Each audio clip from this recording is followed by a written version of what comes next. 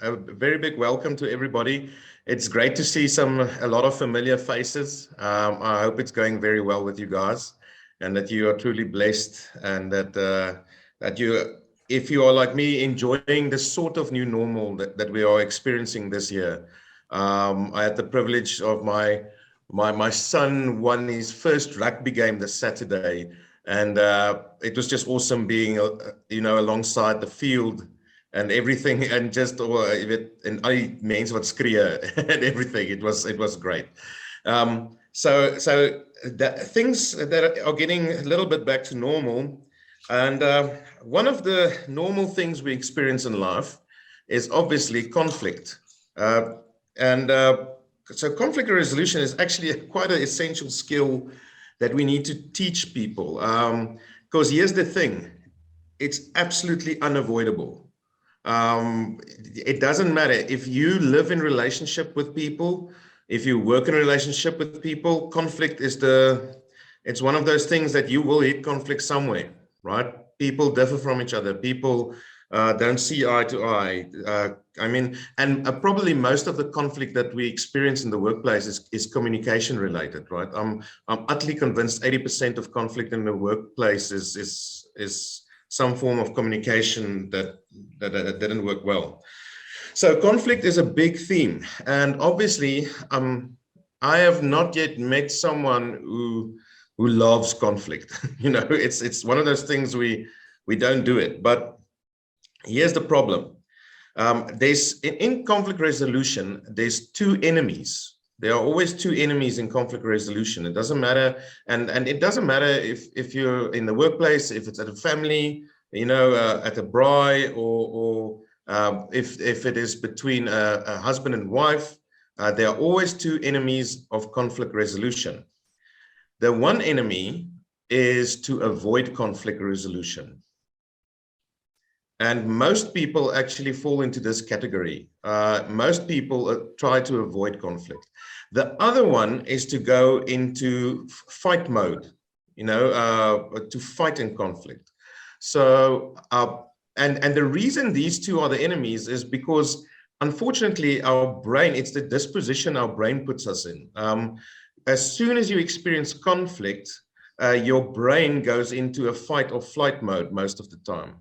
And but neither of those two ways are actually good ways to approach conflict, because see, what happens is, let's say I'm a person who avoids conflict, then I start to resent the other party or parties, and that breaks the relationship. Let's say I go into fight mode in conflict, then the other people start resenting me, actually, and they don't actually want to work with me. Does that make sense to you guys?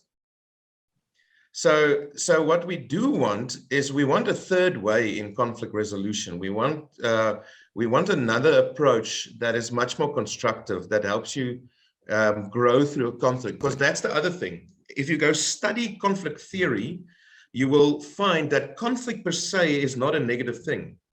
That's the other problem. I think that's the other myth that we need to bust. A lot of people, when they think about conflict, they just think it's a negative thing.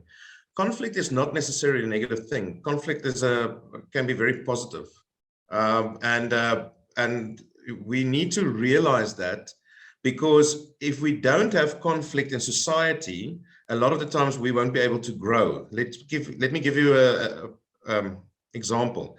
Let's say myself, Amanda, Henny, and Rudy, we're in a team together, but we never disagree about anything. Let's say we just agree on everything. Then growth is actually not possible. Creativity is actually not possible. You actually need, in the room, when you're working with plans, someone like Henny must somewhere say, listen, Chris, I differ with you from this, and this is my reasons. And because then you go into a creative process, right? You need to solve the problem. And a lot of times, if conflict is handled well, it will actually initiate growth. It loosens up energy in teams, in workspaces. So conflict, the question is not, will we face conflict? Because it's unavoidable. The question is not, is conflict, is it bad?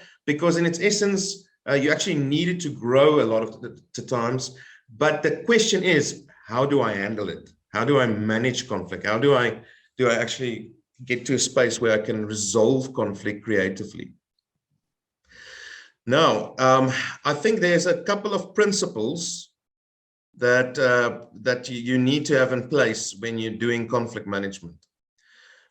The first principle, and just by the way, what's quite interesting to me is always, is how the Bible and the workplace talk to each other, because these principles are actually just biblical principles but when it's applied anywhere, it actually makes a massive difference. So the first principle is you don't embarrass somebody in front of other people. In Afrikaans, jy verneder nie iemand voor iemand nie, right? Because as soon as you embarrass someone in front of other people, you've lost the person. At the moment you embarrass someone in front of other people, you lose them. And the relationship is more important than you winning the fight, right? So that's the first principle. Second principle, in conflict, conflict is like a sausage, right? It has two sides most of the time. You need to take responsibility for your side of the conflict. That is such a big principle, because a lot of times people don't want to take responsibility for their share, in this conflict that has arisen. So you need to take responsibility for your side of the conflict and own up to that. And where you need to say sorry, say sorry. Where you need to do some form of restitution, you need to do that, because that is very important. The third principle in conflict resolution is listen. Listen is absolutely crucial. You need to understand the other side of the story. You need to understand where somebody else is coming from. So you need to create a safe space where you listen to the other person. And it's when you've done these three things, when you made sure you're not embarrassing somebody, when you made sure that you've taken ownership of your side of the conflict, when you've made sure you've listened, then you have earned the right to start restoring the relationship or the other person's view. Then you've earned that right. But before you've done those three things, you have not earned the right to start restoring.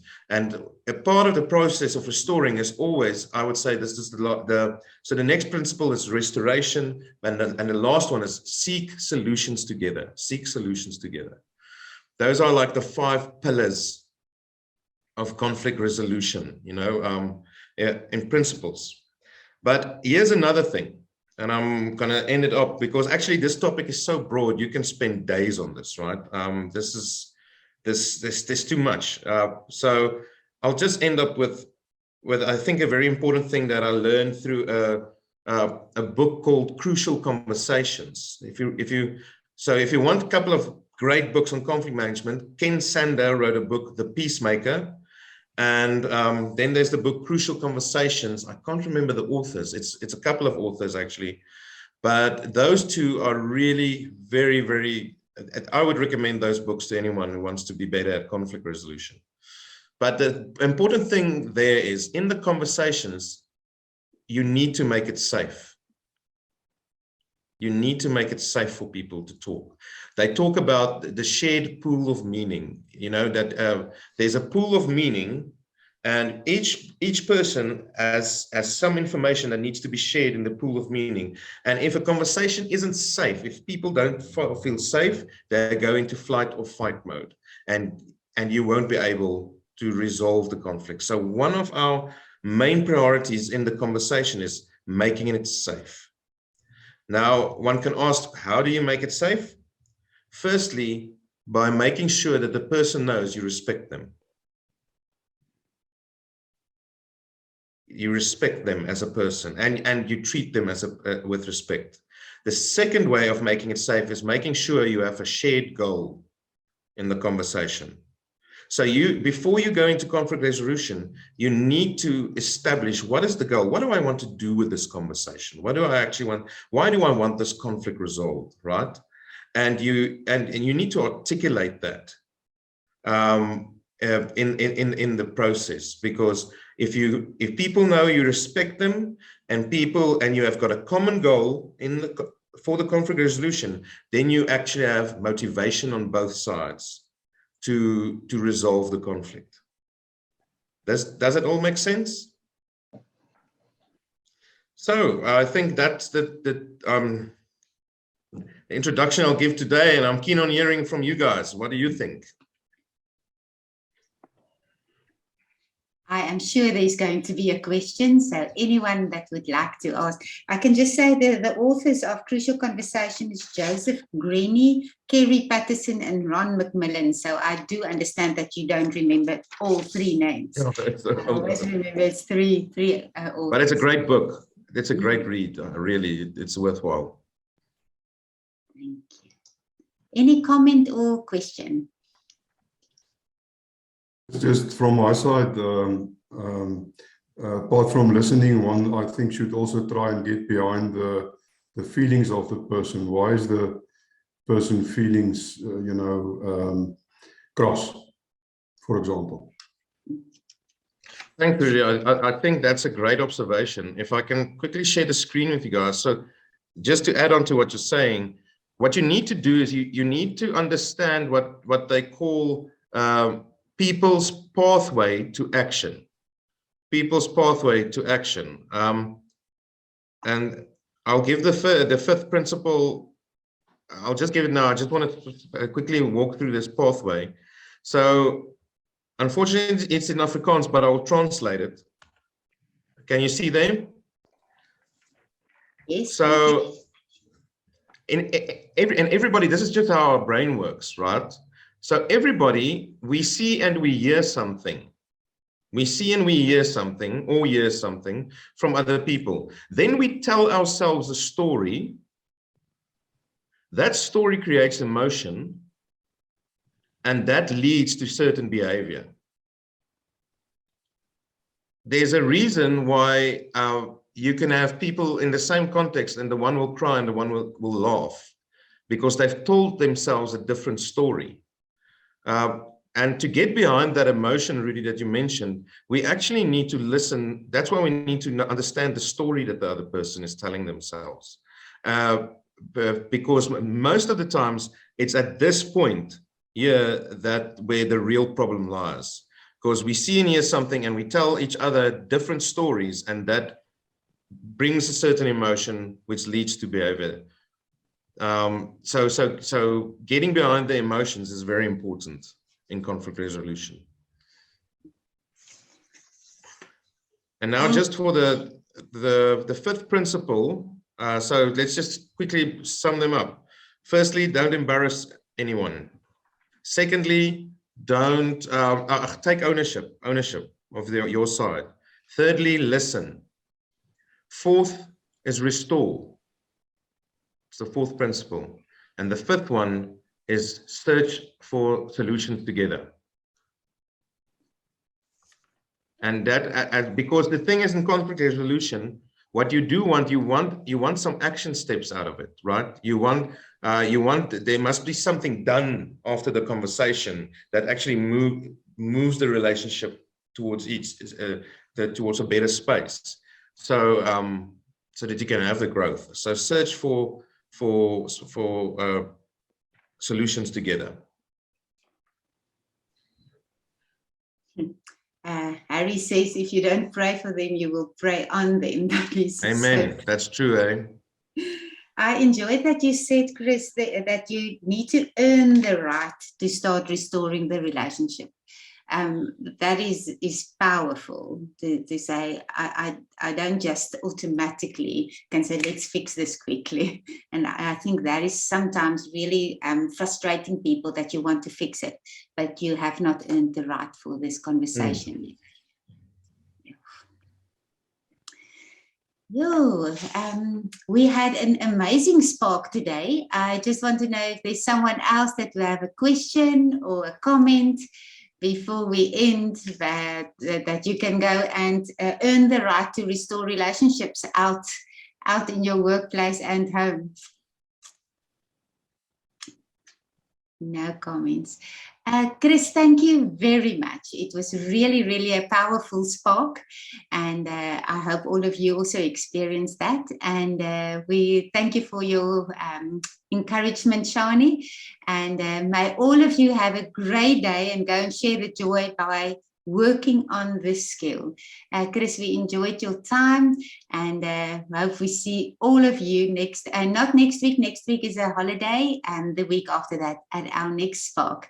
And if you want any information regarding Brightstar, please go onto our website, www.brightstarlifestyle.co.za, and then you can enroll that you can receive emails from Brightstar. It's nice to have you here.